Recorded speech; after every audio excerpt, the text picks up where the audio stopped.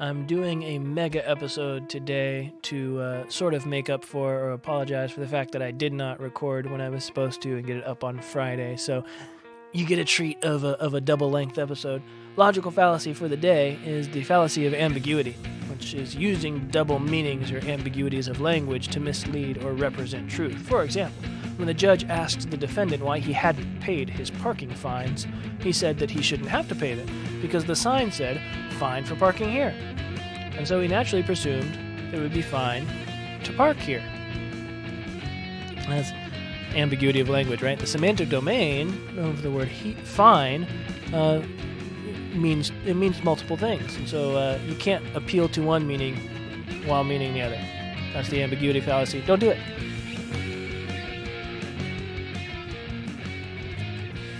Welcome back to Reasoned Refrain, where it is my goal for you to know what you believe and why you believe it, and to preach the gospel of resurrection by grace alone, through faith alone, over and over again.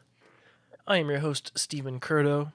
Please feel free to talk back to the show by emailing Stephen@reasonedrefrain.com. That's Stephen, Stephen, the correct spelling, at reasonedrefrain.com. Drink of the day is actually a gift from a good old friend who's also a listener, who sent me a couple of bottles of Amaro to celebrate my engagement, so thank you, Tyler. This one is the Amaro Alzano, I gotta pronounce it right, Alzano Ramazzotti. If you don't know what Amaro is, it's a Italian herbal liqueur, after dinner sipping kind of liqueur. Lots of people in the States do not enjoy it at all. Tyler and I do, and so he sent me this. Really appreciate it.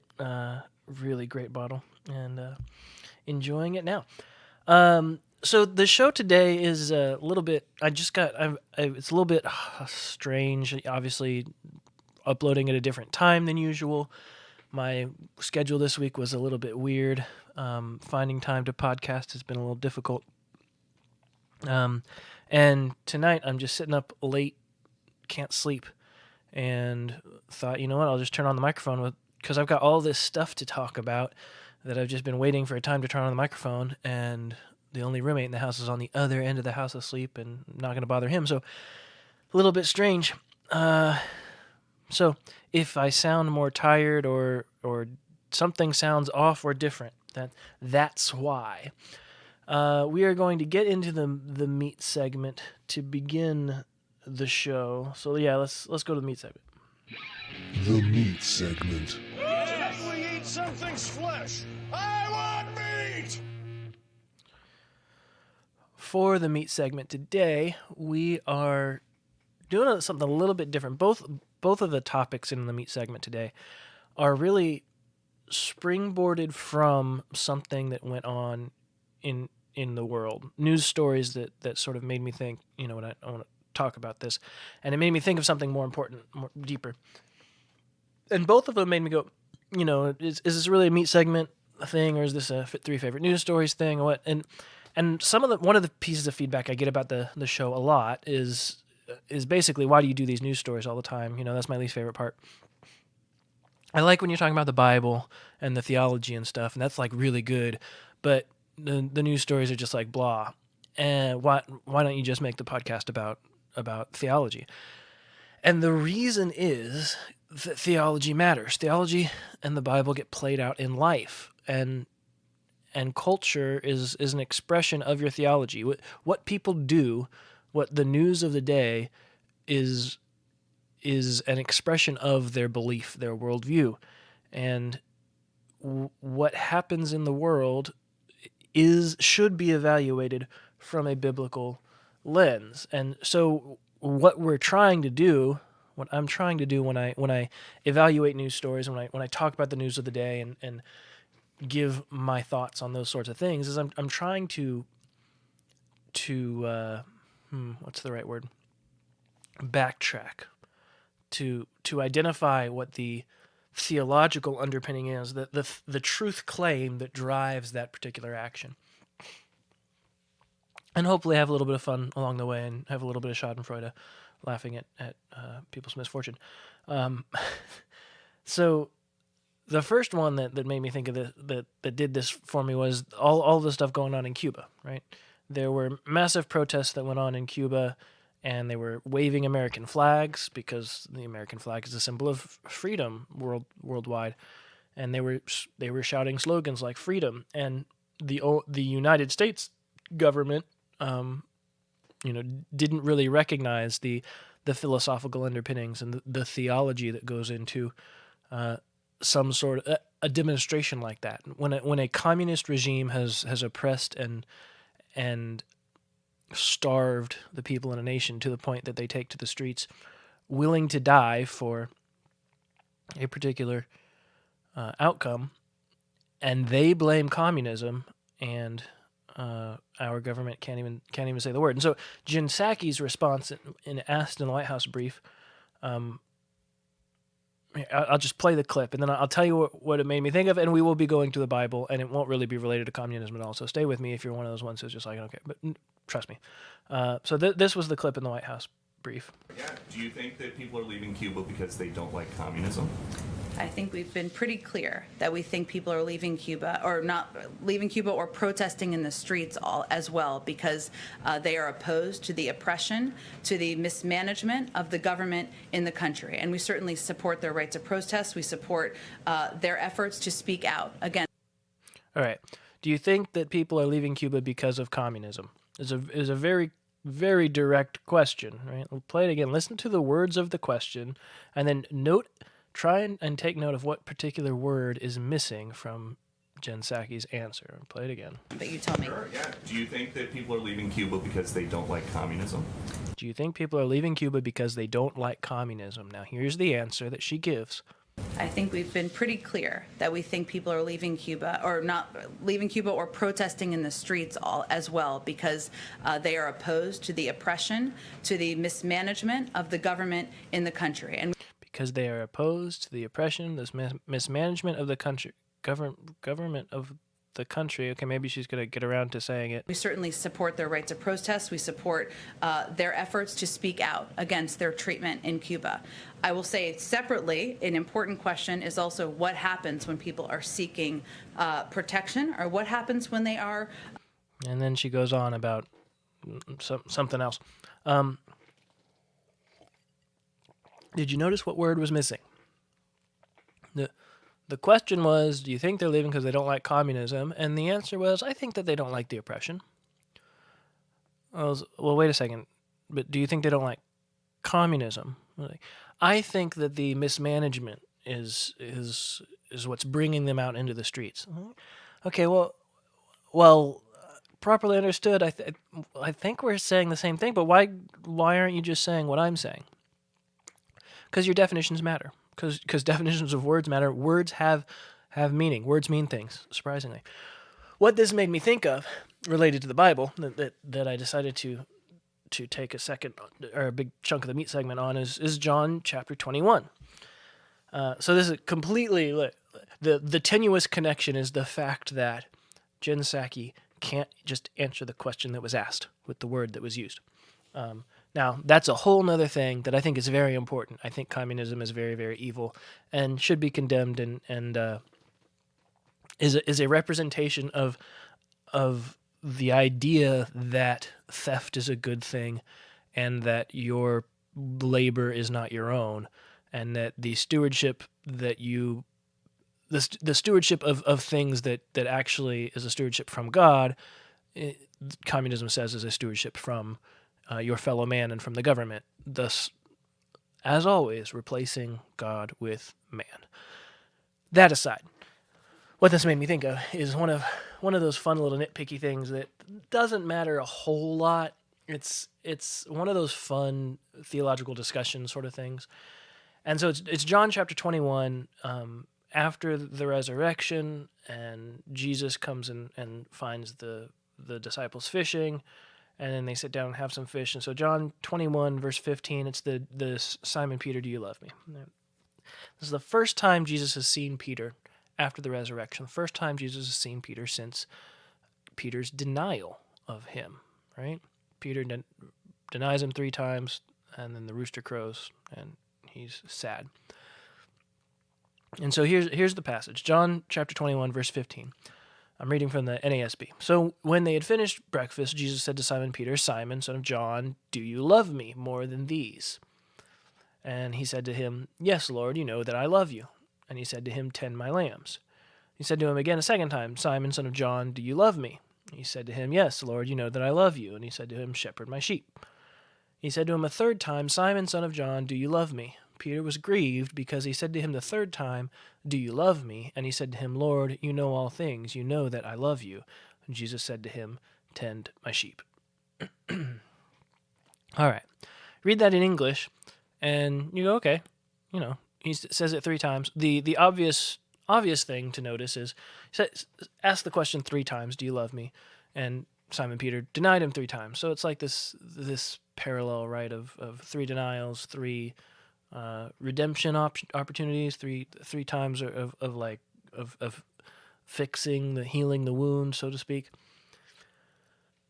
Now, if you know Greek, you know that there's there's something else going on here, and some people who know Greek say this is important, and some people who know Greek say it's not important. I'm going to try and explain what the difference is, and then I'll explain the different sides of who says what. So 3 times Jesus says, Simon, son of John, do you love me? And the first time he says, do you love me more than these? These might be talking about the other disciples. You might be talking about the fish. These are some of the silly things that other people want. I don't care. I think he's probably talking about the other disciples. Doesn't matter. He asks them, do you love me? Now, you probably know, you might know, there are 4 words in Greek that get translated into the word love. 4 words in Greek that in English we translate them all love, and the 4 words in Greek communicate slightly different, nuanced meanings of the word love. So the ones that are really obvious and distinct would be eros, where we get the word erotic, right? So sexual love, the sort of husband and wife love. Storge, which would be familial love, that kind of love of a child for his father,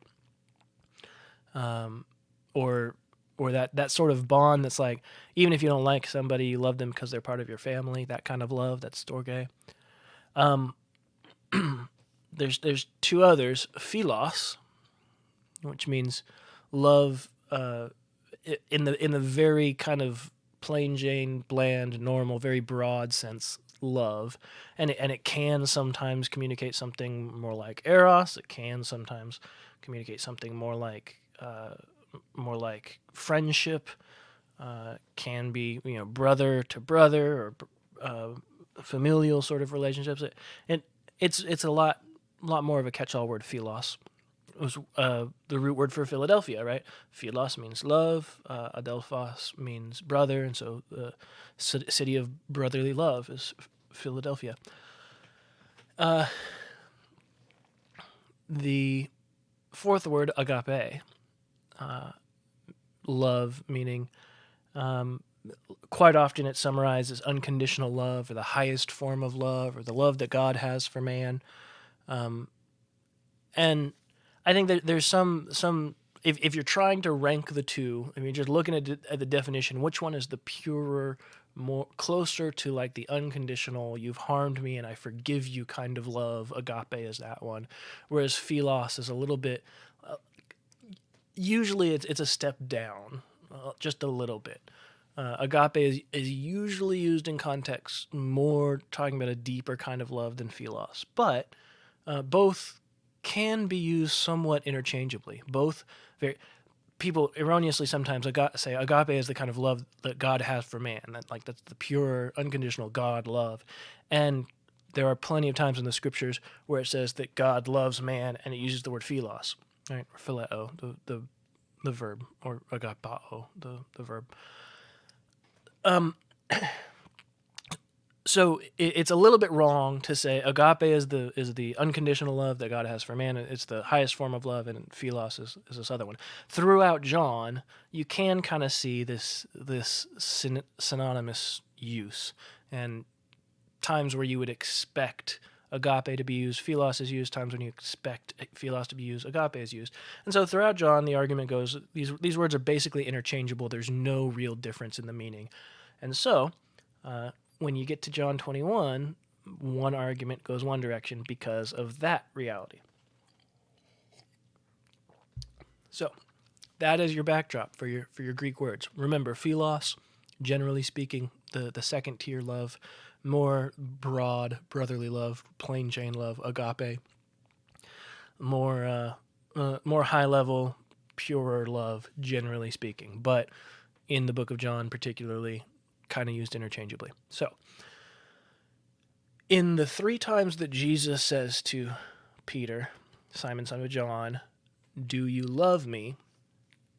This is what he says. He says, Simon, son of John, do you agapao me? Do you agape me?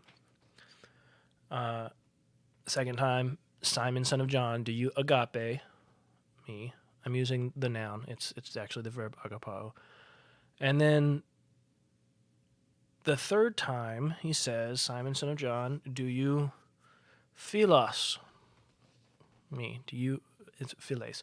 Do you phileo me? Jesus changes the term in the third time. What was Peter's responses? The first time that Peter responds, he says, yes, Lord, you know that I phileo you. You know that I have philos for you. Second time, Jesus says, Simon, son of John, do you agape me? Peter says, yes, Lord, you know that I phileo you. Both the first two are identical. Jesus asks, do you agape me? Simon says, you know that I philos you. Second time, Simon, son of John, do you agape me? Peter says, you know that I philos you. The third time, Jesus switches. Simon, son of John, do you philos me? And he says, Lord, you know all things. You know that I philos.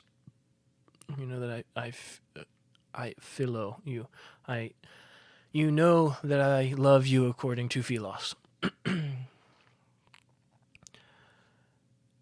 And in between the third instance, so verse 17, he said to him the third time, Simon, son of John, do you philos me?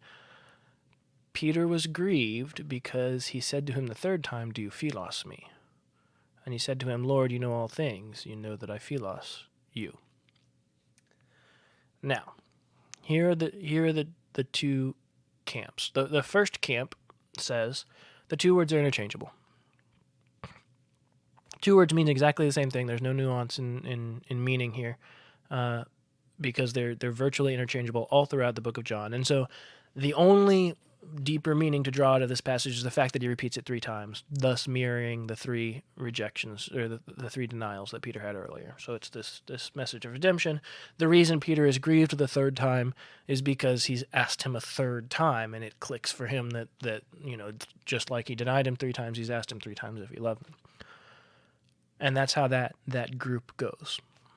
Some guys that I really respect, most strangely enough, a couple of my Greek professors go that direction. They're convinced, phileo and agapao don't have a difference of meaning in the book of John, and so that's the fullness of the meaning of this passage.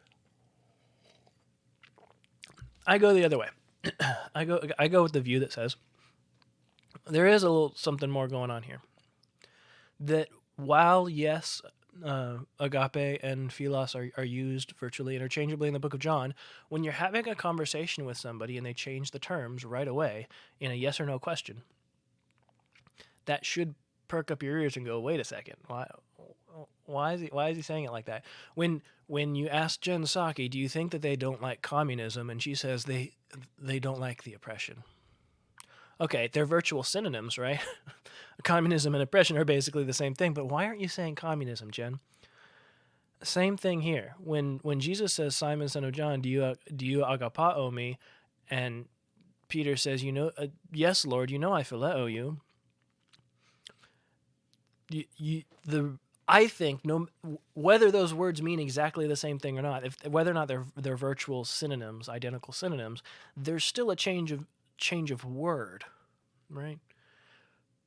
In normal conversation, if you say, "Do you love me?" Of course I love you. Now, to use a not quite exactly correct, "Do you love me?" You know that I like you. Okay, but I didn't ask if you like me. I asked if you love me. Now, the word philos doesn't mean like, right? It means love. But there's still the word changed. When you ask somebody a question and they come back with a different word, and you're expecting just a repetition, that is noticeable. So the first two, do you love me? Lord, you know I like you. Do you love me? Lord, you know I like you. The third time, Jesus changes. Simon, son of John, do you like me? And I think that this understanding, that the concept that maybe there is a nuanced meaning here, that philos is a step down, explains the interjection in verse 17 better. Peter was grieved because he said to him the third time, "Do you philos me? Do you like me?" Peter was grieved because Jesus downgraded the question. Because Jesus went from "Do you love me?" agape to "Do you love me?" philos. And he said to him, "Lord, you know all things. You know that I love you." I think that this understanding explains a few more things and makes the passage click into place a little bit better. One, the response. Tend my lambs, shepherd my sheep, tend my sheep. Those are the three responses. Excuse me. Oh. Somebody play some music or something while I... Oh boy. Let me take a drink real quick. Of some water. Clear my throat. Oh, sorry about that. I think this explains the response. Tend my lambs, shepherd my sheep, tend my sheep. I think if we're trying to psychoanalyze Peter, which I try not to do too much, but let's go with it for a little bit. Jesus says, "Do you agapao me?" So Peter says, "Lord, you know that I philos, that I phileo you." And he said to him, "Tend my lambs." I think implicit in the fact that Peter changes the verbiage, he's saying, I can't sign on to agape because I've been denying you. I denied you 3 times. That's the last thing I did. The last time I saw you, you were being arrested and taken off into custody, and somebody asked me if I even knew you, and I said no. And you told me I was going to say that, and when you told me I was going to say that, I said you're crazy. Of all people, you know that I do not have the pure godlike love for you that I should. Right? I do not have the resolve of self-sacrificial love. I have more general, deep affection, but shakeable love. And Jesus' response, "Tend my lambs," not only is an affirmation that Peter is forgiven, that he's redeemed, right? It's an answer to the question, what can I do to love you as I should? The implicit question, you know all things, you know that I philos. How do I get up to agape is the implicit question, and the answer is tend my sheep. For Peter, whose gifting and role is apostle, and one of the leaders of the apostles, if not the leader, the way that he is to love God, the way that he is to grow in his love for God is to serve the body by shepherding. That's what he's supposed to do. And so I think that's what's really going on here is Jesus is asking, do you agape me? Peter saying, you know that I phileo you. And do you agapao me? It bothers me, and I'm doing it right now anyway, when people switch back and forth between the verb and the noun. So we know agape and we know phileo. but agape and philos are the two nouns, and agapao and phileo are the two verbs. It's okay. I just the Greek nerd in me who's picky about things coming through right now. I think that's what's happening. Simon, son of John, do you agapao me? Lord, you know that I phileo you. How can I agapao you? Well, shepherd my sheep. Third time, Simon, son of John, do you phileo me? He's grieved because he downgrades.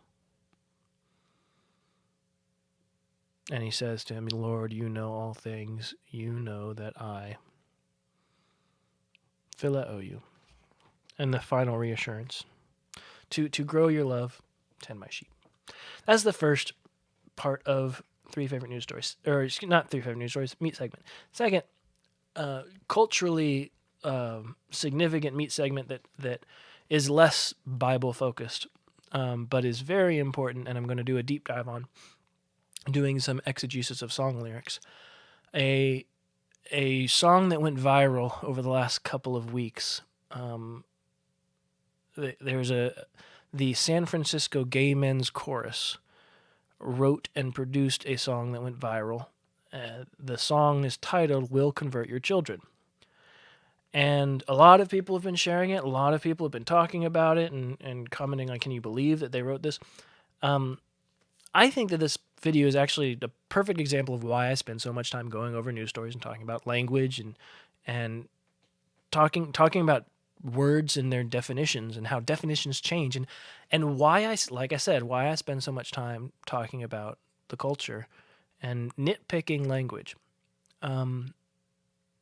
I think this video made waves because it was shocking, but all of the language in this video has been gradually changing, and the culture has been gradually accepting new definitions of these words.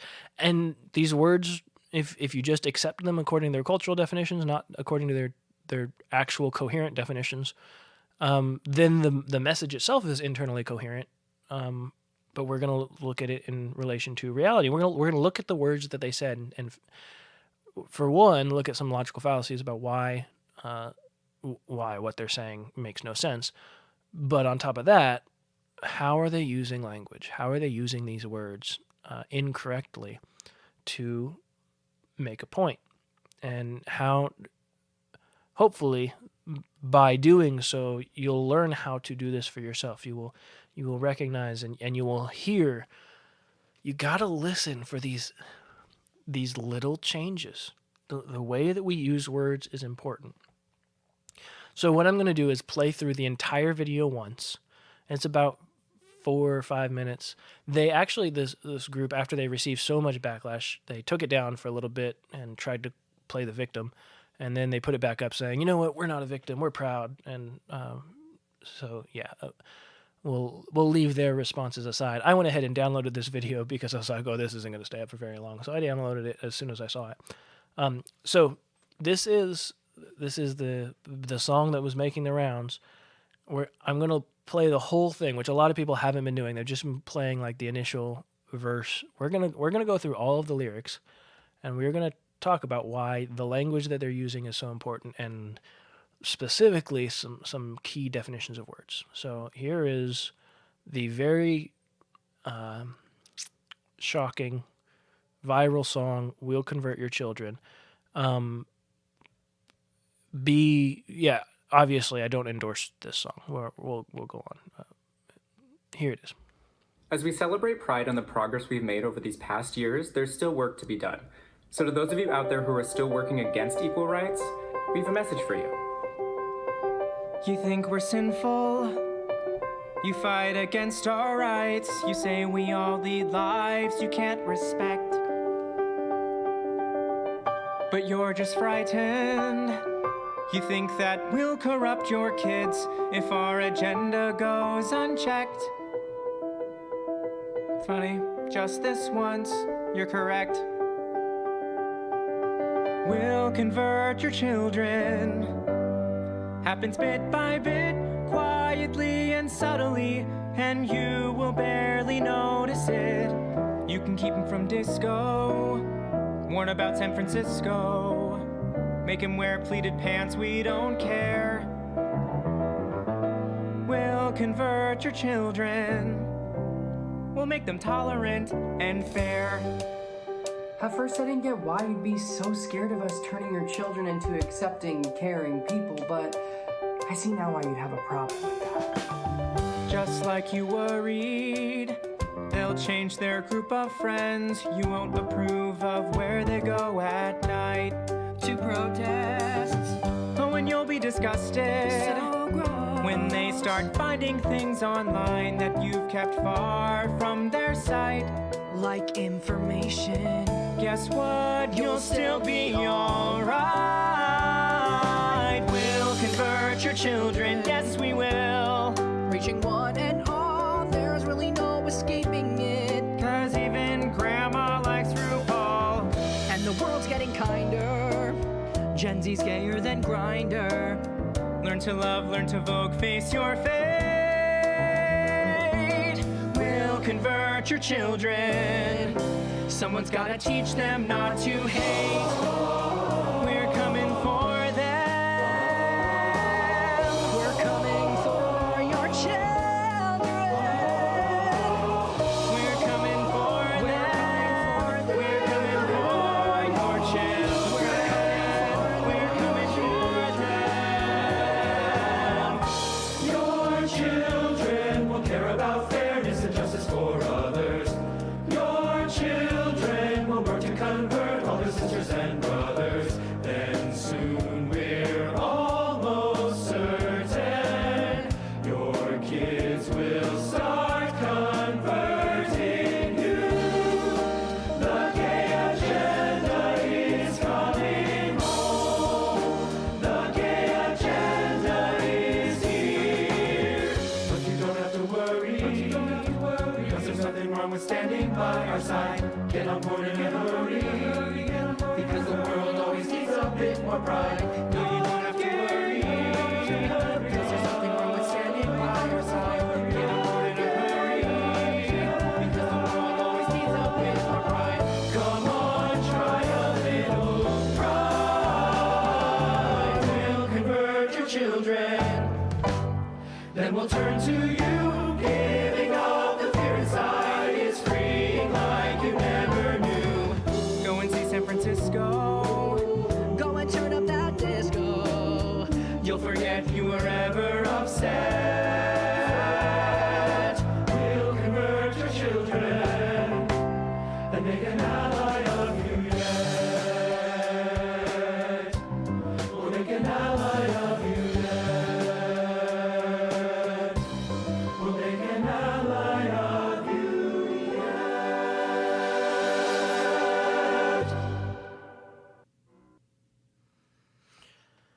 That's the song. Let's talk about some of the lyrics. I went ahead and just transcribed it. There's one lyric I couldn't quite hear or understand, so I'm gonna skip over that one. But first, some broad thoughts. It's actually a well written song. It's got a very Broadway Stephen Schwartz sort of feel in the music and the modulations and the intervals. For a while, I was thinking it sounded like it was a rewrite or a parody of a Broadway song, and it's guys who write for theater who wrote this song. So I gotta admit up front, technically, from a music standpoint, it's a well written song. Let's look at the lyrics though. First of all, the introduction, the spoken introduction. As we celebrate Pride and the progress we've made over the past years, there's still work to be done. So to those of you out there still working against equal rights, we have a message for you. Okay, so many semantically overloaded phrases just in those two sentences, right? As we celebrate Pride, okay, back up. What do they mean by celebrate Pride? What they mean specifically is as we celebrate homosexual sexual relationships and other sexual perversions. And I use the term sexual perversion because that's, according to my worldview, what it is, right?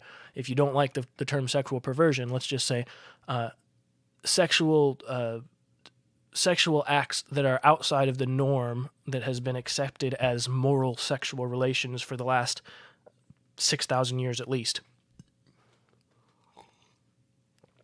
That's what you mean by pride.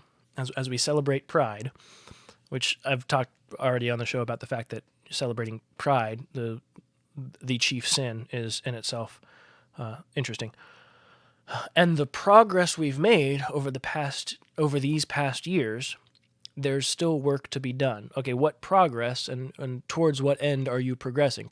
Progress suggests movement from one point to another, towards an end, right? Towards what end are you progressing? As C.S. Lewis said, when you realize that you've been walking down the wrong trail, you've taken a wrong turn on a trail, the first one to turn back and go back to where the wrong turn was made is the most progressive. And I agree 100% with that analogy. The end towards which these people are very clearly progressing is we need to make sure that everyone agrees and celebrates our particular sexual perversions. That's what he means by progress.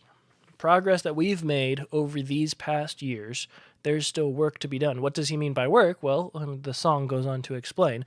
The work is convincing everyone in society that these sexual perversions are not, in fact, perversions. They are morally correct actions.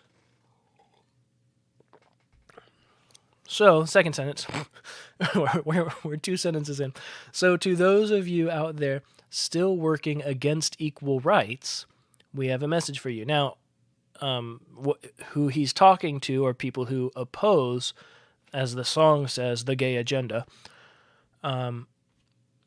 People who oppose normalizing and celebrating these sexual perversions. Those of you out there who are still working against equal rights, that's who those of you out there are. Working against equal rights. What rights are we discussing? Rights to what?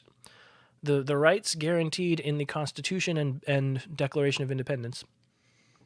Things like freedom of speech, the thing that allows you to make this video and share it. Right to keep and bear arms, the right to peaceably assemble, the right to vote, the right to resist unreasonable search and seizure, all of the rights that are not listed in the Constitution, listed in the Bill of Rights that are then reserved to the people and to the states. What rights are we discussing? The rights to life, liberty, and the pursuit of happiness or property in the Morlockian understanding of that phrase. Not saying what they mean. Again, we have to do a whole lot of translating because of all these semantically overloaded phrases. What equal rights he's talking about is specifically the right to never have anyone say that your particular sexual exploits are wrong. That's the only thing left, right? Homosexuality is legal according to case law in all 50 states. Homosexuals are allowed to do anything that a heterosexual married couple is allowed to do now. They get the same legal benefits and protections. They get more legal benefits and protections, actually, because they're listed now as a protected class against which you may not discriminate. And heterosexual couples are not listed as a protected class. So if we want to work towards equal rights, we would actually have to remove special protections from the homosexual quote-unquote community. Again, using language, and what do we mean by community? We'll talk about that a little bit later. These are some of the supposed equal rights towards which we're still evidently against. But during the song, some of the supposed equal rights are explained. So, you think we're sinful, you fight against our rights, you say we all lead lives you can't respect. All right, so let's evaluate his claims. You think we're sinful. Okay, I'm from here on out, every time he's singing, I'm just going to assume that he's singing to me, Stephen Curto, okay? He's singing to people who share my worldview, but just for the sake of evaluating this. So you think we're sinful? Yes, I do.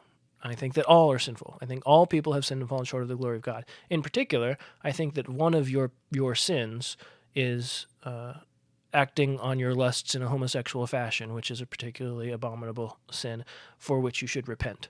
Just like my own sin of lust and gluttony and laziness and pride are abominable sins that must be repented of. You fight against our rights. I don't actually fight against your rights. I think all of the Bill of Rights you as an American citizen should have. There are plenty of things that I think you should not legally be allowed to do. I'm assuming what you mean by you fight against our rights is that I don't think that homosexuality should be recognized by the state as equal. A homosexual sarcastic quote marriage should not be viewed the same as a heterosexual sarcastic quote marriage. Actually, I'm quite libertarian on this, and I think that the state shouldn't have any say in marriage. I think marriage is a purely religious institution, and that the state shouldn't have any say in defining marriage.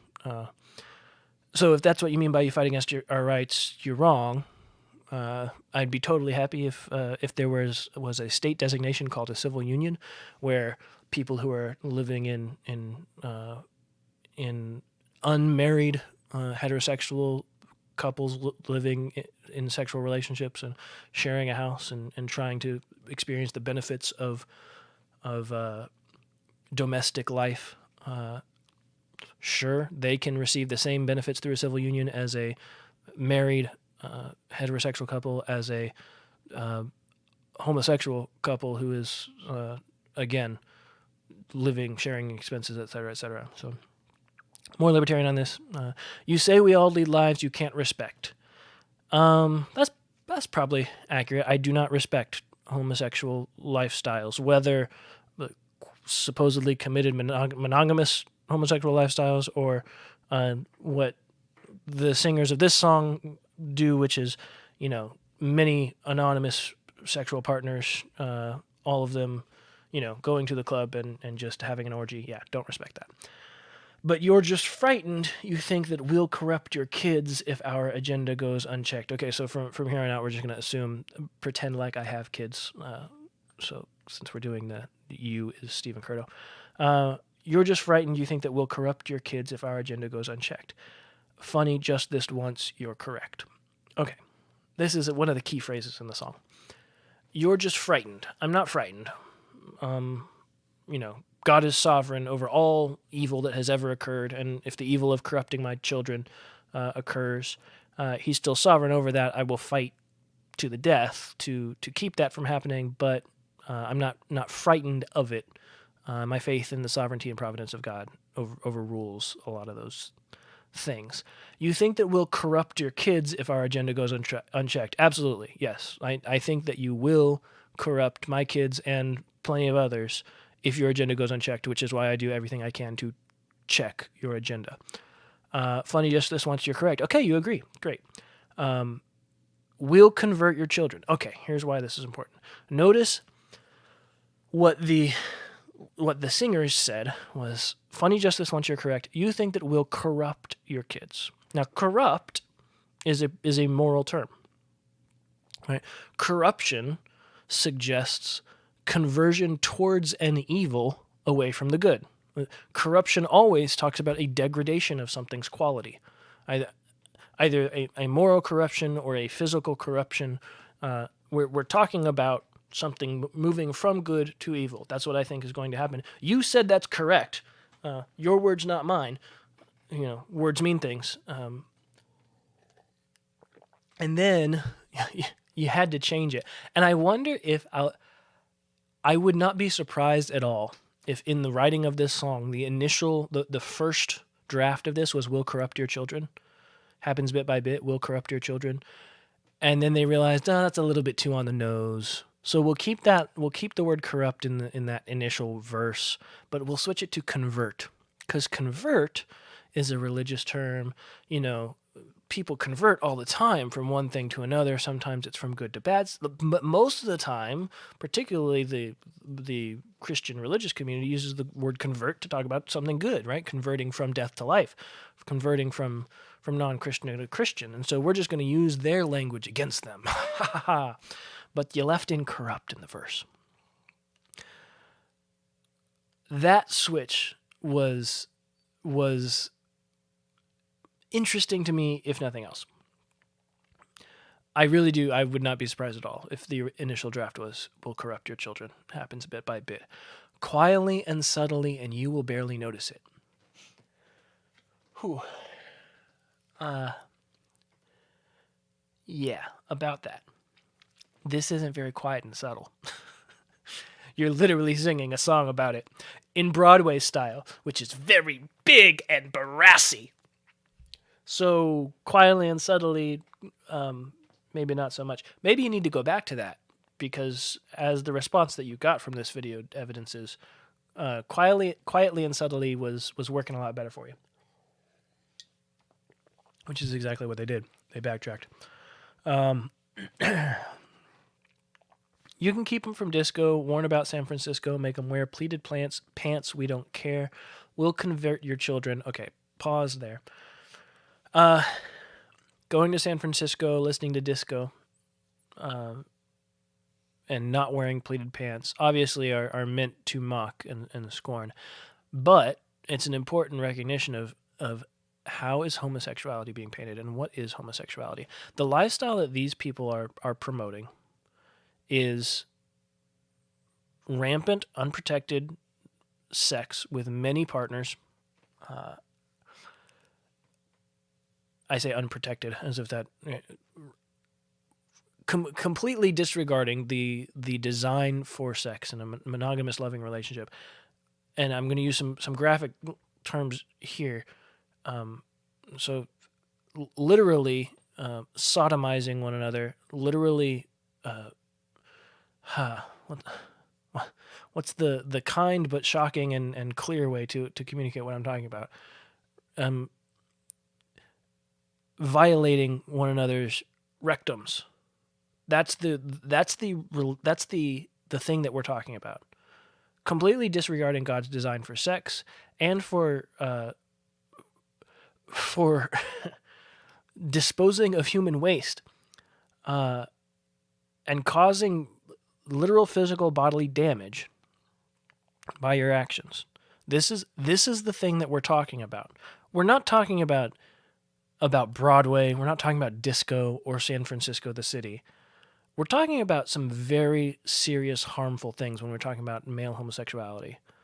And we're talking about even more harmful and serious things when we're talking about transgenderism, which is lumped into the LGBTQIAPK, etc., two-spirit plus agenda. These guys are specifically just talking about gays, and it's all guys, so trying to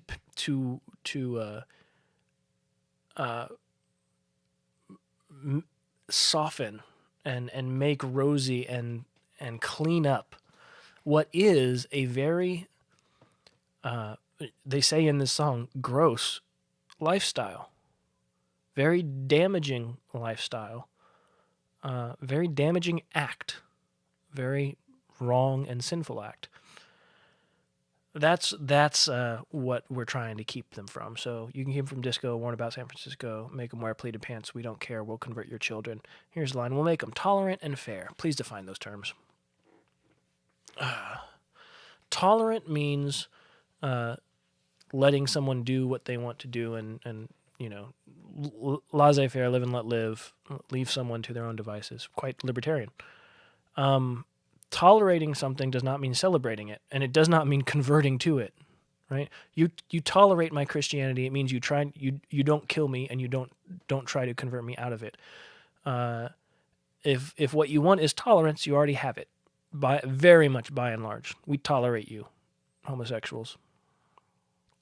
And fair, again, fairness implies some sort of objectivity, morally speaking and logically speaking, which you have demonstrated throughout this video you don't have. And none of us have. We are all unrighteous sinners before an angry and just God who will throw all of those who do not repent and believe in his Son into hell. The fires of hell await all those who do not repent. Fair, it goes according to his standard, not mine. and definitely not yours. At first, I didn't get why you'd be so scared of us turning your children into accepting, caring people, but I see now why you'd have a problem with that. Obviously, the implication is because you're not loving, you are very uncaring, and you want the point that they're saying is that Christians are very unloving and uncaring, and we want our children to be unloving and uncaring. Also, obviously, changing the definition of accepting and caring. Caring and loving means loving specifically. I really like is it Augustine or Aquinas? Commitment of the will to the true good of another. Yeah, that's what love is. Committing my will to your true good, and it is your true good to stop your lifestyle, to repent of your sin of homosexual acts, and to repent of this video, and so yeah, no bones about it. That is the reason. The reason that motivates me is love, and love often expresses itself in judgment. Hence, also how God loves sinners, both the repentant and unrepentant, the elect and unelect, in different ways, demonstrating His love in different ways. All right, next verse. Just like you worried they'll change their group of friends, you won't approve of where they go at night. Okay, obviously the thing you're supposed to be thinking of is nightclubs and orgies, because, and the fact that you know that that's what you're supposed to assume demonstrates the evil that is this worldview and this lifestyle. And then we dress it up, we put a smile on it to protests. Oh, you thought we were talking about nightclubs and orgies. Silly. We're talking about protests, because of course, political protests are the same thing as homosexual lifestyles. But no, we know the fact that you were able to write a line like that communicated a nuanced, in between the lines meaning that you could then subvert for the joke to protests demonstrates that there is a coherent worldview and a coherent practice and lifestyle that is itself undesirable. Oh, and you'll be disgusted, so gross, when they start finding things online that you've kept far from their sight. Again, what are they suggesting? Pornography. Very rampant, graphic, life-destroying pornography is what they are alluding to with this line. And then they, like information. Oh, it's funny. You thought we were talking about very violent and vile pornography. We were talking about information. We were talking about facts. Yeah. Guess what? You'll still be all right. This verse is the one that really set me on edge. Because of the way that pornography has negatively affected my life. And so making light of it like this was, yeah. We'll convert your children, reaching one and all. There's really no escaping it because even grandma likes RuPaul. All right. Here's a very important line in the song. He's not entirely wrong. Even grandma likes RuPaul. There are a lot of people who would call themselves Christians, people who are supposedly devoted to a holy and righteous God, who make allowances for the most offensive kinds of entertainment. There definitely are degrees and shades, right? There's generally clean, generally wholesome entertainment that has one or two naughty jokes or something that we snicker at but don't really affirm or celebrate. And then there's RuPaul's drag queen race reality TV shows that the entire premise of the show is anti-God's design for men and women. And and there are people who watch that show and say, "Oh yeah, I disagree with transgenderism," and but RuPaul's, he's so funny, and they'll even engage in, "Oh, RuPaul, she." culture gets shaped by your beliefs and by your values, and you, Christian, you need to think about what you consume. Think about the media that you interact with and that you support and that you engage with, and be more discerning. Be more strict for yourself. Really sit down and ask yourself, what is the cultural import of this thing? Good example of this is the TV show Friends. I was a huge fan of Friends. I have seen that show at least 25 times all the way through. I have multiple episodes entirely memorized of that show. I hardly watch an episode anymore when I started thinking more critically about worldview and about entertainment and media that I consume. I can't enjoy it anymore. While it does still have some very funny lines and very, very clever plot lines, I watched that show and I'm struck by the cultural import of the worldview that it promulgated of promiscuous sex with anybody you know, and the degradation of the concept of the mother and father and children family, that it just makes me sad to watch that show anymore. And I was a huge fan, and it's just like doesn't make me laugh anymore. And obviously, like I said, that's between you and your conscience. You need to consider what are the shows that really are not good for the Christian, and evaluate for yourself. But this line is a great example of why it matters, because he's right. We'll convert your children, reaching one and all. There's really no escaping it, because even Grandma likes RuPaul. Yeah, he's not entirely wrong. And the world's getting kinder. Gen Z's gayer than Grindr. Again, an app specifically made for men to find anonymous sexual partners and have orgies with them and violate their said with a smile. Gen Z's gayer than Grindr. Learn to love. This was the line that I wasn't sure. I think it was learn to vogue. But I don't know what. Face your fate. Now we get into the totalitarian lines. Face your fate. We'll convert your children. Someone's got to teach them not to hate. All right. I agree. Someone does need to teach them not to hate, because just like you, they are born in a state of sinfulness and rebellion against a holy, righteous God who is himself love. And in their rebellion against him, love, they are themselves hateful. And so someone has to teach them not to. The someone who can is the triune God, the Father, the Son who incarnated, and then by the indwelling of his Spirit, they might be taught not to hate. I don't think that's what you meant by this, though. We're coming for them, we're coming for them, we're coming for your children, we're coming for them, and then there's this whole big chorus repeat with a whole bunch of very old men talking about how they're coming for your children.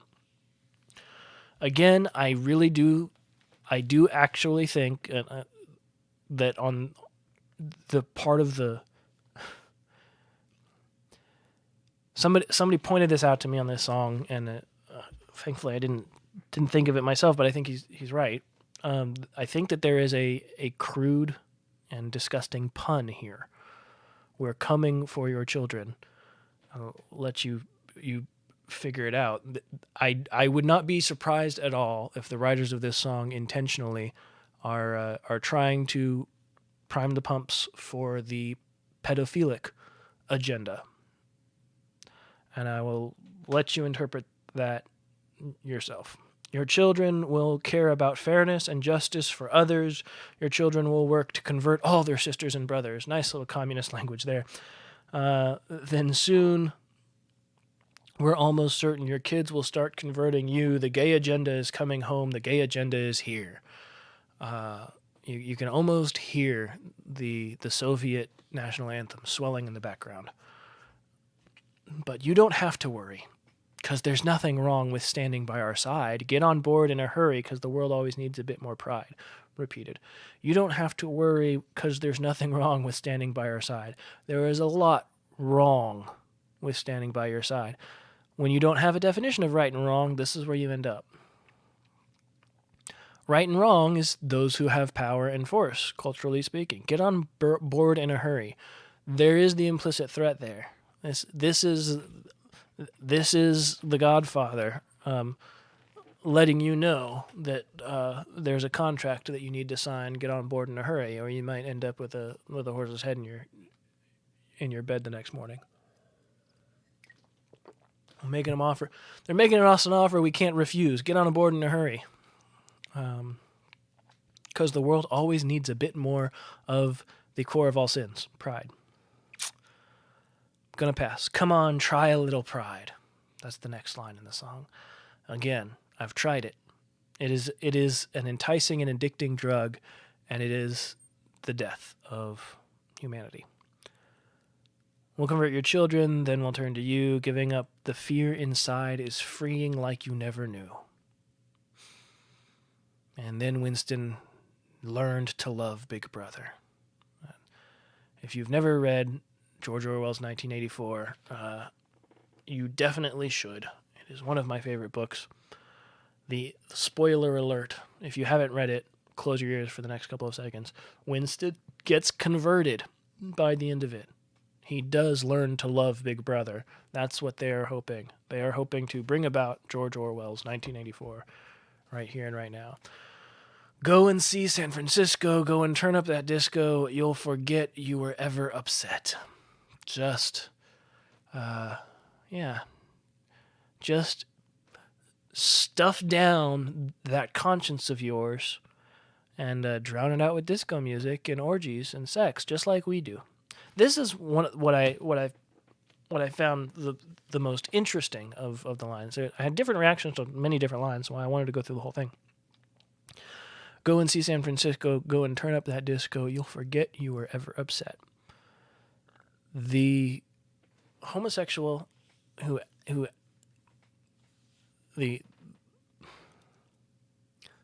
those who are practicing homosexual acts on a regular basis, just like those who are indulging in any other besetting sin on a regular basis, have to shut up the conscience. You have to stuff it down and ignore it in the hopes that you will die and be freed from the conscience. You will not be freed from it. You will be eternally tormented by it.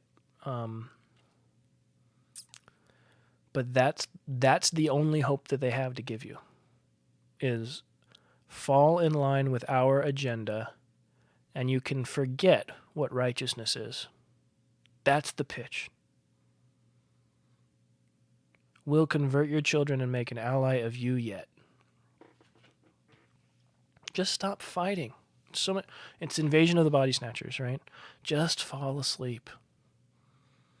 It'll be this is the waterboarding. This is Winston. This is how many fingers am I holding up? You can stop this. All you have to do is say that we're right.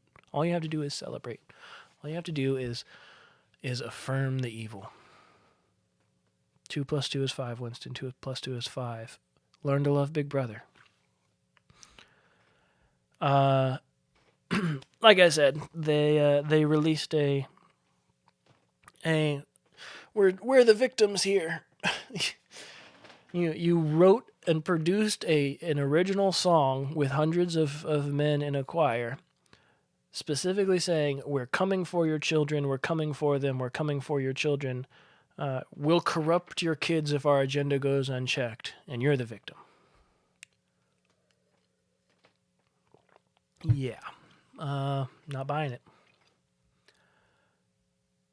That is, we'll convert your children.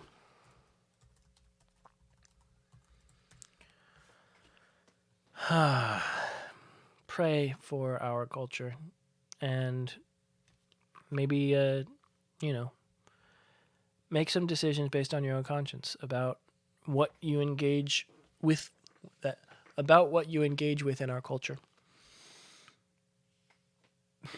we're going to go ahead and move on to COVID Minute. In a COVID minute, everything can change. In a COVID minute, things can get a little strange. In a COVID minute. Please go ahead and share the show. I would really appreciate it if you found something useful here, if you think that if I say something good every once in a while, or if you hate me. You want to go ahead and hate me with your friends. I would really appreciate you just scrolling through your contacts, pulling up 2 or 3 people who you think would benefit from hating me with you, or you know what? Don't do that. Stop sharing the show. I need a reason to stop doing the show, and so if you stop listening, stop sharing the show, that would help me out a lot. So don't share the show. Forget what I said. Just quit it. Stop it. Okay. COVID Minute today is one is the rapper Zuby, who I've loved all throughout the last year. Every time he posts on COVID, because he's right. And so Zuby posted 21 things that he learned about humanity through the Rona. And he is spot on with the vast majority of it. So we're going to go through all 21 things that he posted. So here they are, 20 things I've learned or had confirmed about humanity during this pandemic, he put in sarcastic quotes.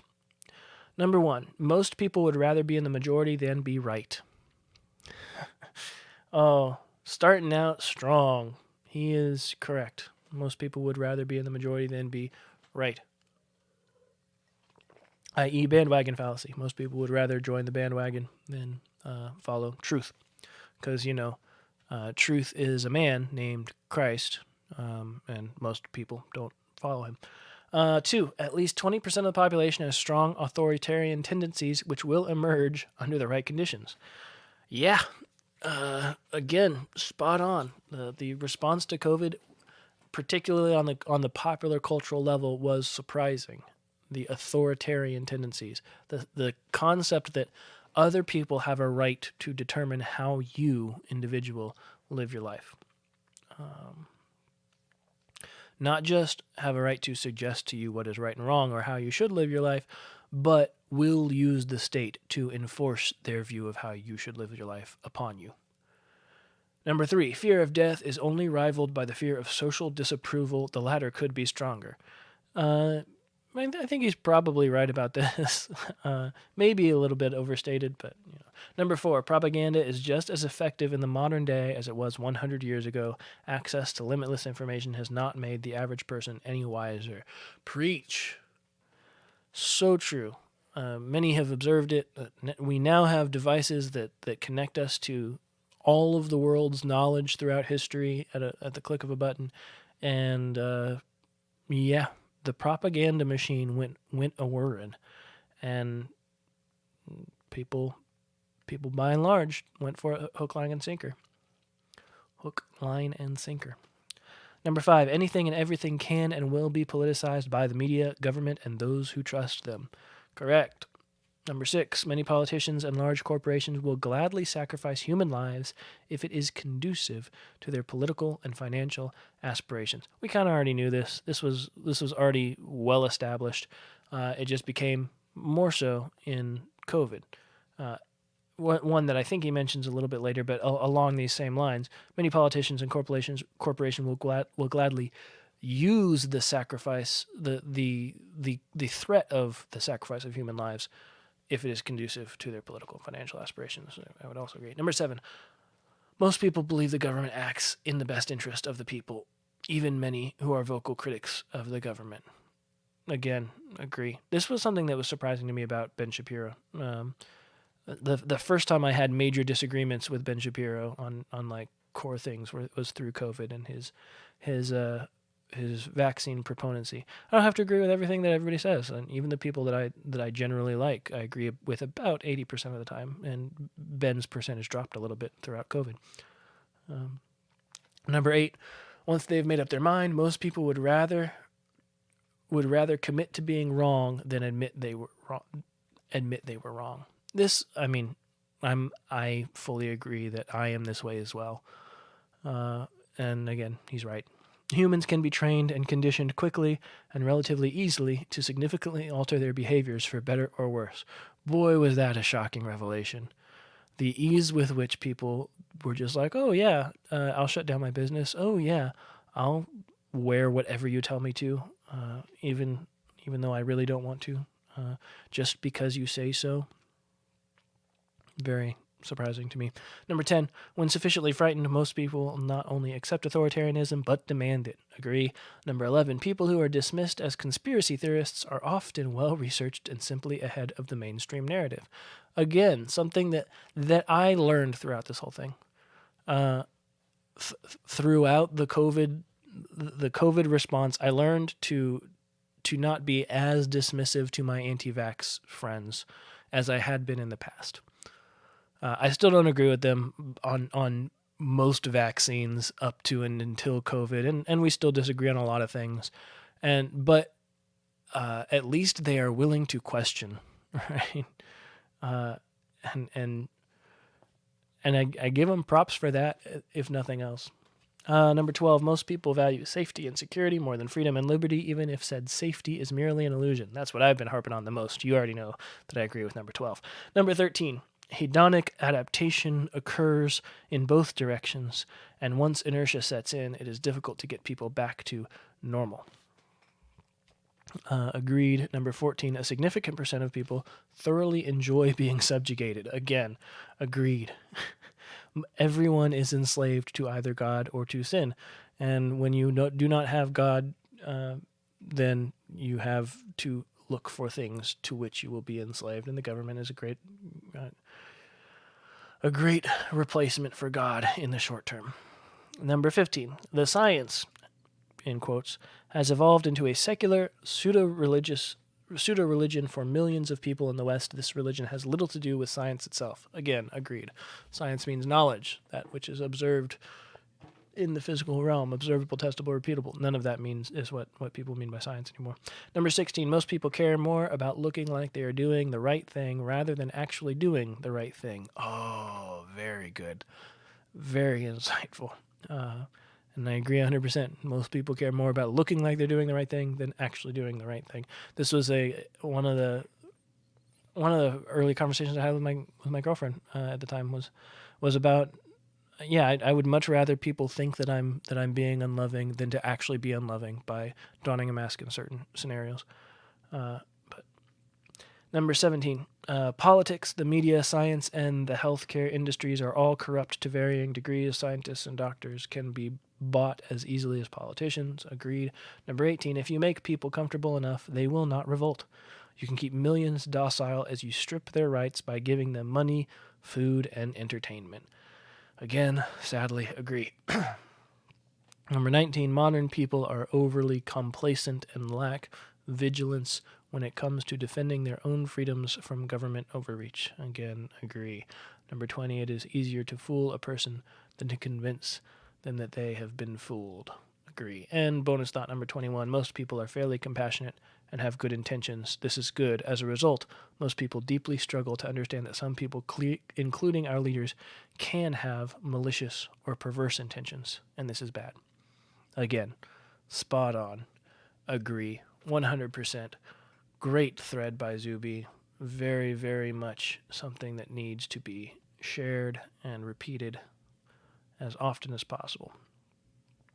Other COVID minute things from Not the Bee. The headline on Not the Bee. News outlet The Hill is suggesting that more people are drowning this year due to, you guessed it, COVID-19. A national left-wing media outlet The Hill published this headline today. And you have to admit that COVID insanity has reached new heights. Here's the headline. Heat waves and COVID-19 causing alarming rise in drownings across U.S. That's right. According to this news story, there are more drownings this year because of COVID-19. Okay, let's be fair. Let's look at the actual story from The Hill to see what evidence there is that COVID-19 is contributing to drowning deaths. Guess what? There is no evidence. Here's a quote from The Hill. This summer, There has been an increasing number of drowning taking place in lakes, rivers, and backyard pools, with some experts believing that the heat waves and children who are not able to be taught how to swim during this pandemic are to blame. Oh, man. So, because of COVID, the kids couldn't learn how to swim. And so, therefore, more drownings. Almost in a sense, I agree, but it wasn't because of COVID. It was because of your stupid responses to COVID. Just like a whole lot of other deaths that have occurred because of your response to COVID, not because of COVID itself. Not because of the virus. The virus didn't kill these things. Your stupid lockdowns killed these people. But I digress. We'll go ahead and end the COVID minute there and move on to my 3 favorite news stories, more or less, from the last week. It's my favorite More or less. news stories from the last week. First favorite news story from the last week. Larry Elder's running for governor of California, and I am very happy about that. I don't live in California, but, it'd be nice if California emptied out of all of the ridiculous policies and then made room for reasonable prices for living standards to increase. And I think Larry Elder is just the sort of guy who could maybe make that happen. So Larry Elder for governor of California, yes, 1,000 times yes. Go to electelder.com and donate if you're able to, particularly if you live in California and you want to see positive change.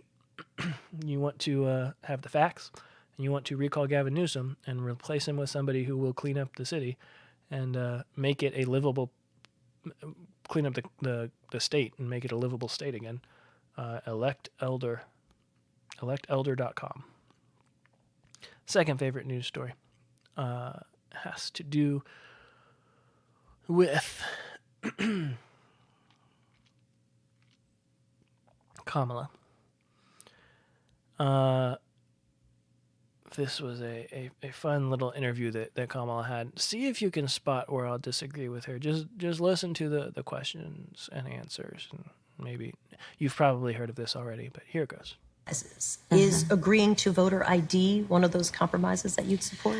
I don't think that we should underestimate what that could mean. Because in some people's mind, that means, well, you're going to have to Xerox or photocopy your ID to send it in to prove you are who you are. Well, there are a whole lot of people, especially people who live in rural communities, who don't, there's no Kinko's, there's no Office Max near them. People have to understand that when we're talking about voter ID laws, be clear about who you have in mind and what would be required of them to prove who they are. Of course, people have to prove who they are, but not in a way that makes it almost impossible for them to prove who they are. Gotcha. Okay, so you would be against all state-issued licenses, right? Right. So Kamala, what you're saying is driver's licenses need to go away, and all ID because you can't expect, particularly people living in rural areas, to have access to various documents and because they're not the brightest. Those simpletons out there working in the oil derricks in Oklahoma can't be expected to show up with 2 different forms of ID to renew their license, like I recently had to do with the stupid DPS. I'm a little bit salty about it. Most people are commenting on just the ridiculousness of the statement of you can't expect people to like go to Kinko's, because Kinko's don't exist anymore. But you can't. You're going to be limiting people's ability to, and we're talking about rural Republicans who will not be able to. So really, I'm looking out for you, That's what I mean. I'm looking out for your voters. I want them to be able to vote. And so, we can't require, your people living out in the rural places who might vote red, and we want to make sure they get to the polls. So no voter ID laws. That's definitely a logical thought. No, I think what you're worried about, Kamala, is people who are not here legally would be prevented from voting if there were voter ID laws. But in a sense, I agree. We shouldn't be having these sorts of licenses and things. And I don't think that there should be voter ID at the polls.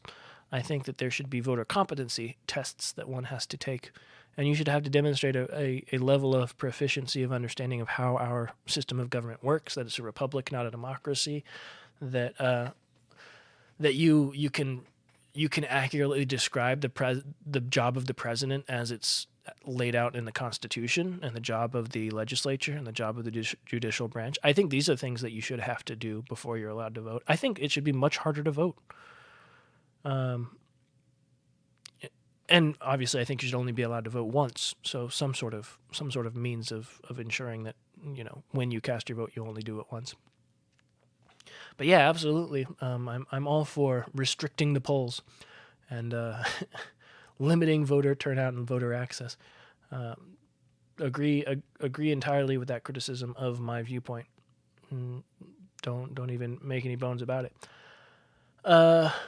Moving on to Keith Olbermann's gun rant. This was a fun little thing that Keith did.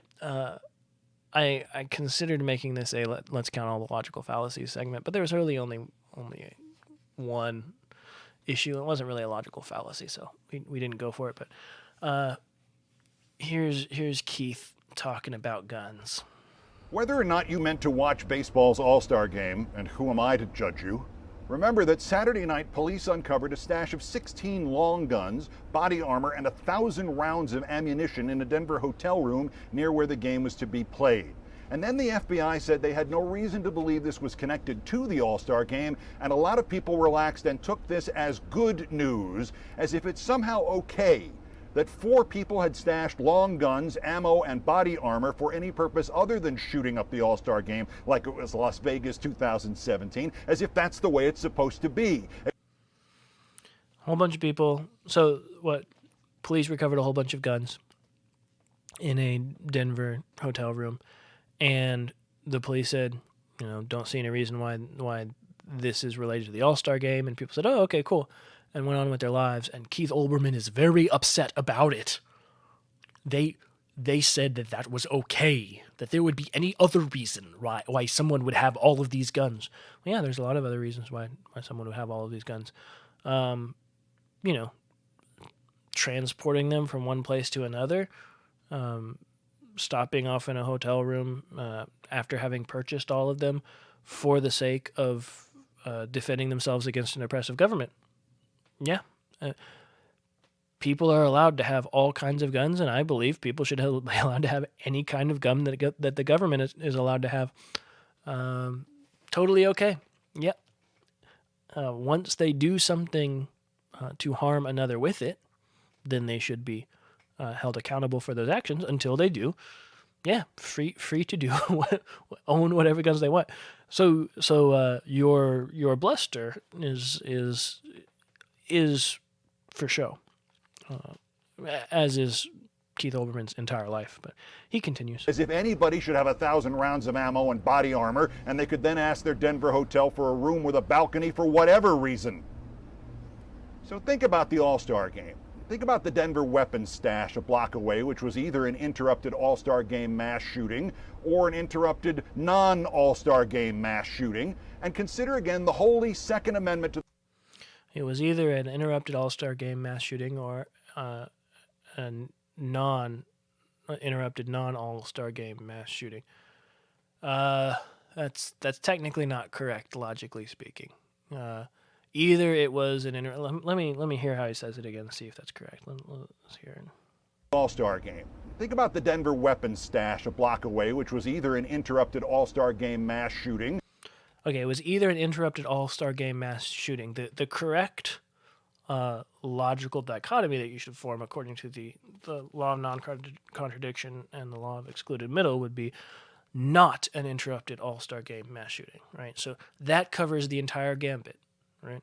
All actions, all potential actions fall under interrupted all-star game mass shooting or not an interrupted all-star game mass shooting.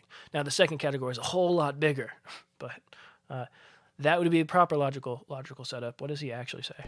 Or an interrupted non-all-star game mass shooting. The way he phrases it does not communicate an actual logical dichotomy, because an interrupted non-all-star game mass shooting would relate to a mass shooting that was for something other than an all-star game.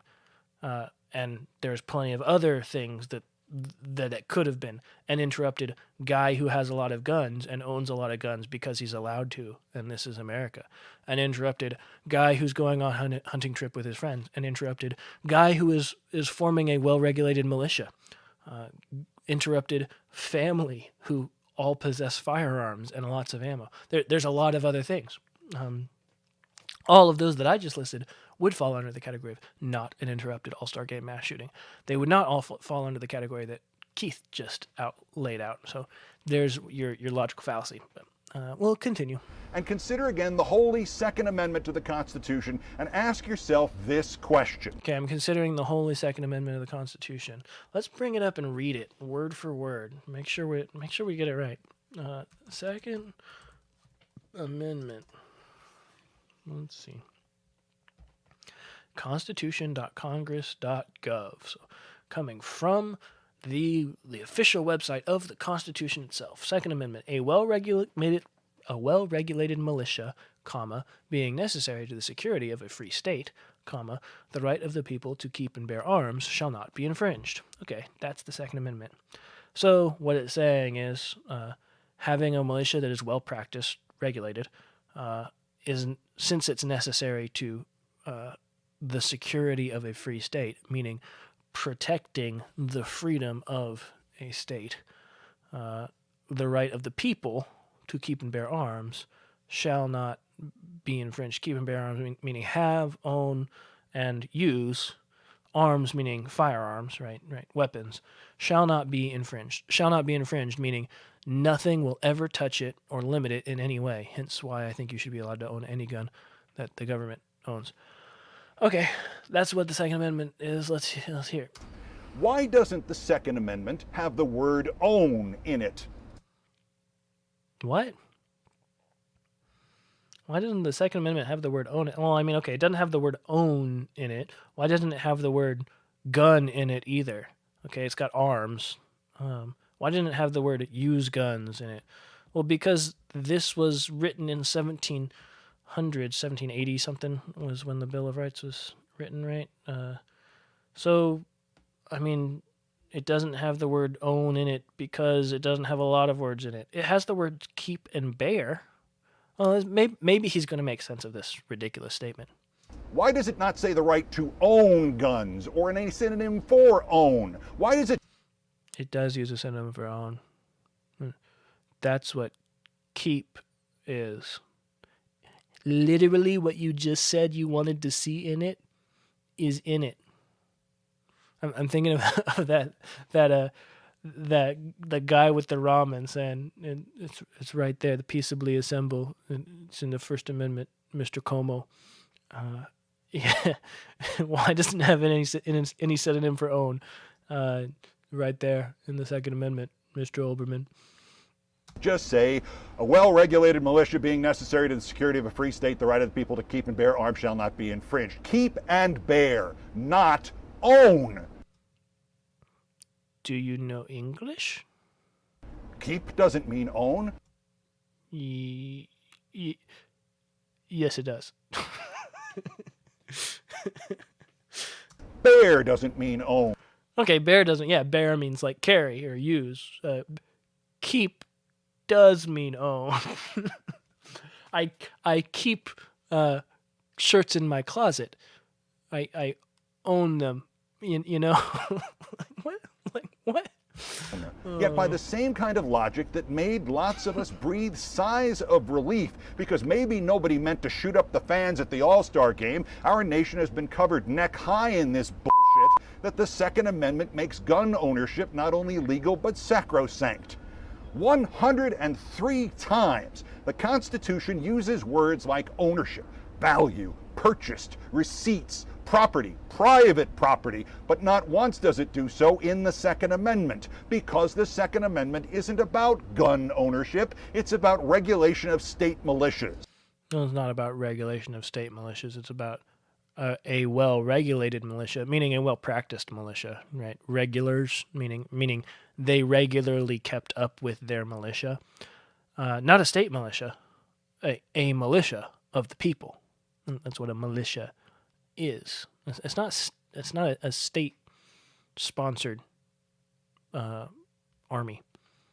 And of course, he said the word BS, so he's serious. Ooh, he's using bad language. That means he cares. All right. Done with that. Let's move along to a letter I got from a listener who had some feedback on one of my episodes, and I thought it was worth reading on the air. So he said this. In the February 6th episode, Should Movies Be True?, you claim that lower suicide rates in poor countries versus rich countries is because in a poor country, you experience less luxury and more pain. Yeah, that's basically what I said. And the more you experience pain, the less you want to die. That's summarizing it well. I'm going to be a bit rough here because my brain is still turning on. I think the number one reason why poor countries have lower suicide rates than rich countries is the community lifestyle, or the number of authentic social connections, or the one person doesn't feel on such an island, or that one person doesn't feel on such an island, or that they are replaceable. Pain isn't what drives their will to live. Community relations are. I don't see why it's not both. I totally agree with what you're saying, that community relations and the interconnectedness of humans, the need for social connection, definitely drives a person's will to live. I would say pain also does.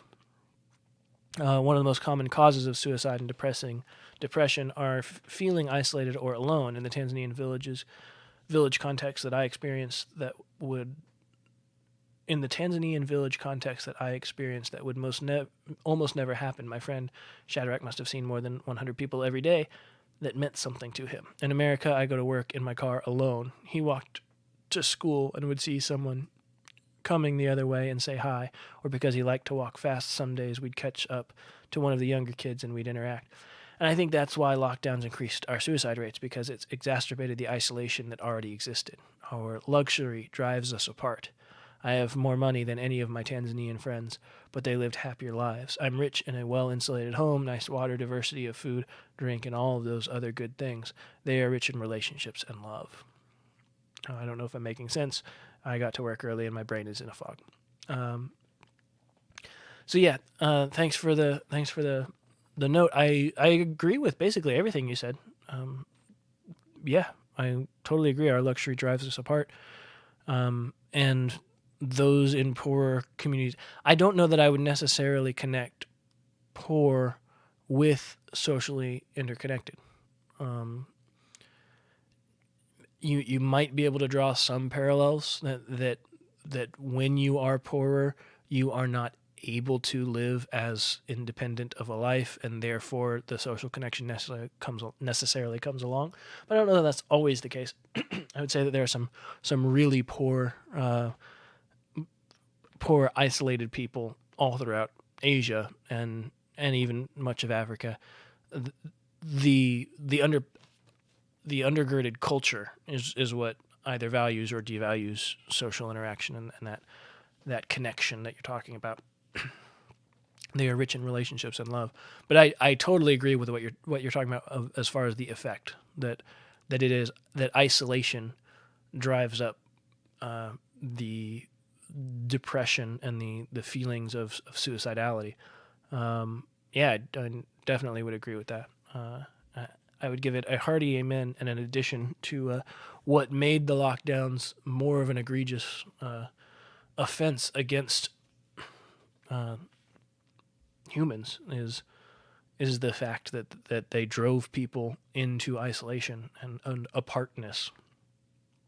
So, totally agree. Thanks for the message. If you would like to send me a message along like this one, you have it read on air. If it says something worthwhile, I'd love to get your messages. Send them to Stephen at reasonedrefrain.com, STEPHEN at reasonedrefrain.com. That is something that I very enjoy whenever you guys send me messages, notes, comments, insults. I appreciate them all. It's always nice to know when people are listening and what they're listening to. We're going to go ahead and move on to our final segment of the show, Hymn Hype.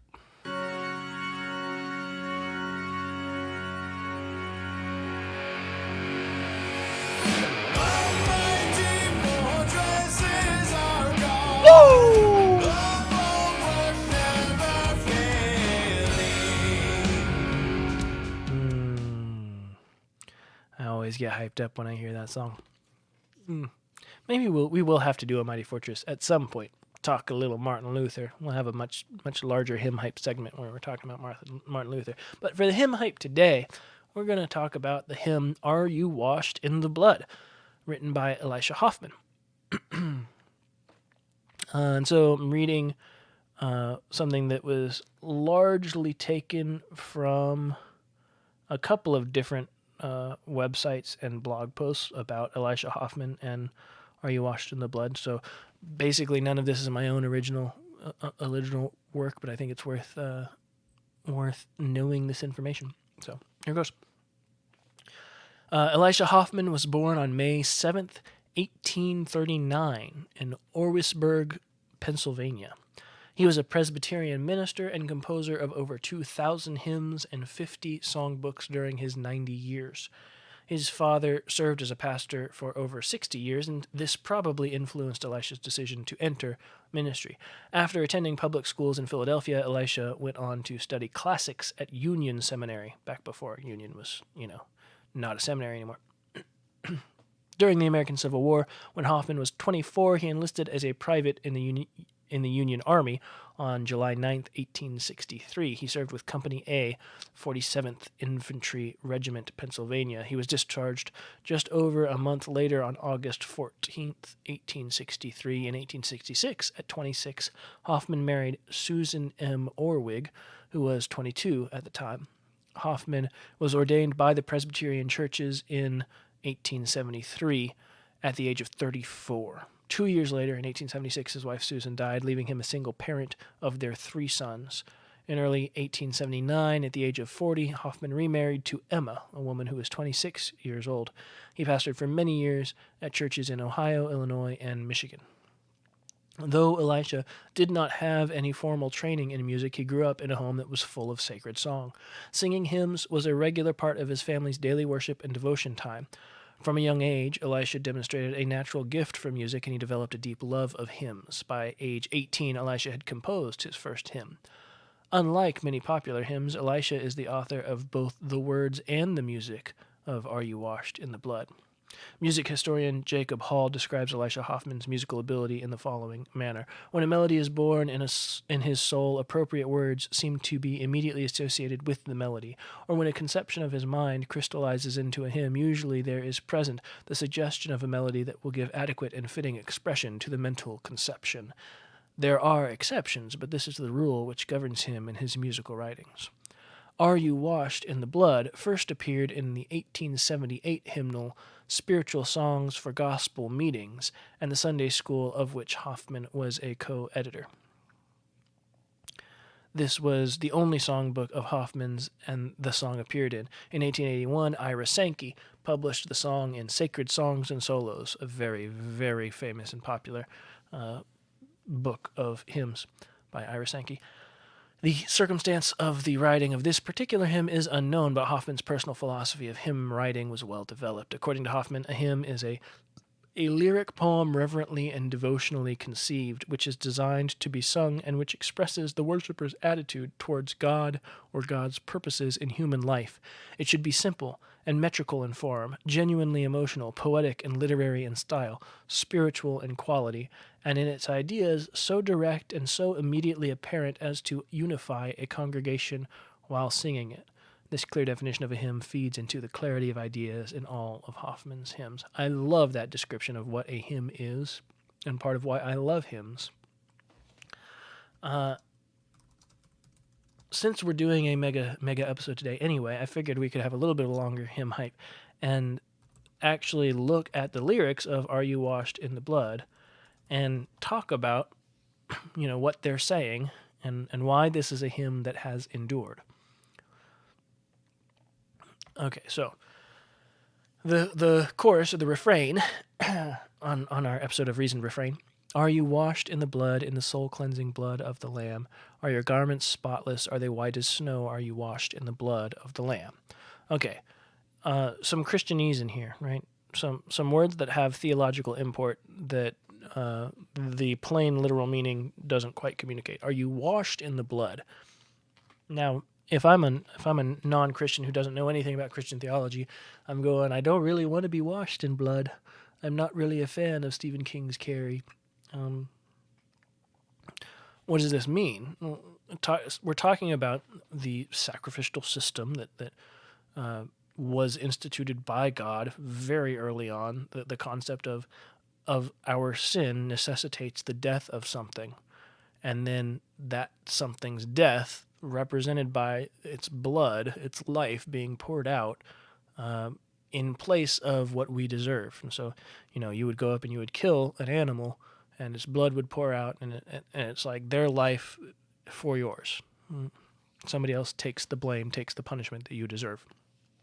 And the concept of the Christian faith is that Christ's death did that. He atoned for you, a sinner.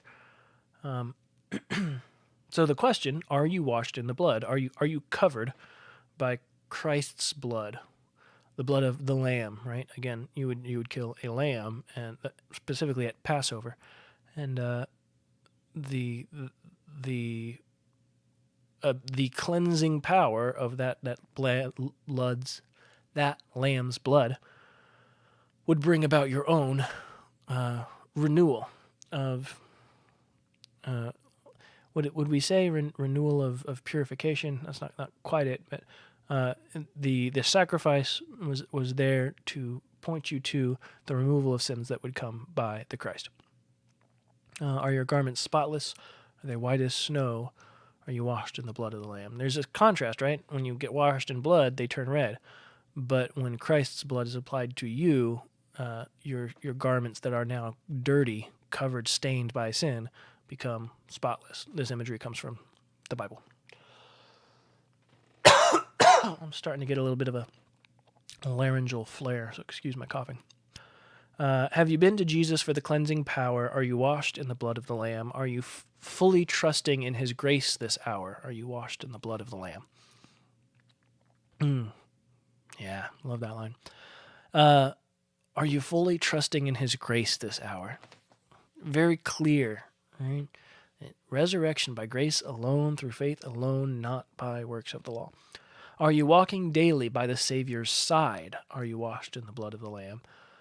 Do you rest each moment in the crucified? Are you washed in the blood of the Lamb? So much gospel. Are you walking daily by the Savior's side? Now, there is a potential of reading that line in isolation and saying, works-based gospel, be careful. Are you walking daily by the Savior's side? You're saying that I have to maintain something. But he clarifies, do you rest each moment in the crucified? Meaning, what does it mean to walk daily by the Savior's side? It doesn't mean trying really hard to be good. It doesn't mean trying to keep the law. You can't. You will fail.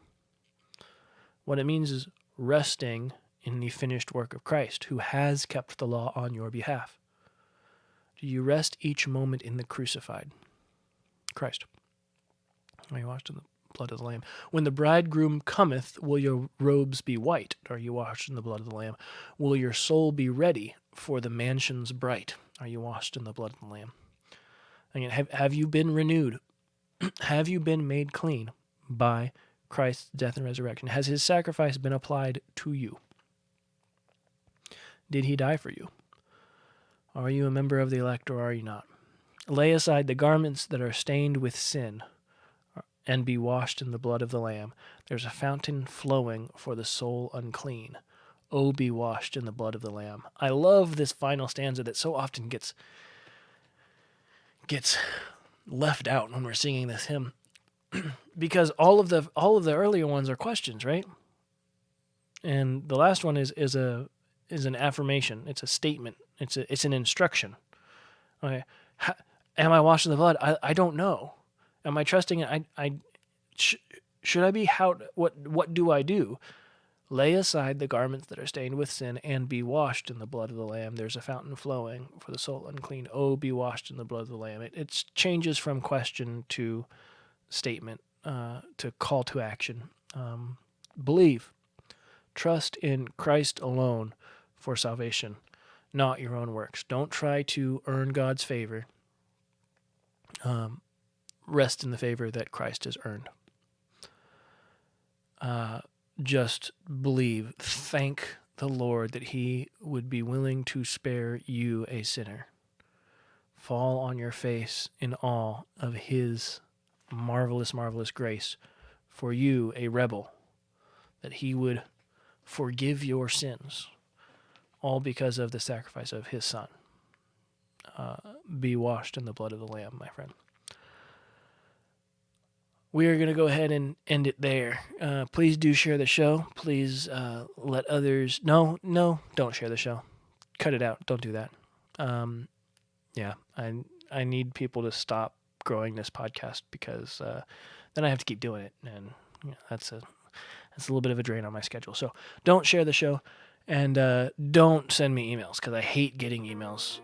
They're the worst. Stop it. Okay, don't send them to Stephen@reasonrefrain.com. Do not send them to STEPHEN@reasonrefrain, REASONEDREFRAIN.com. Colossians 3:16, let the word of Christ dwell in you richly, teaching and admonishing one another in all wisdom, singing psalms and hymns and spiritual songs with thankfulness in your hearts to God.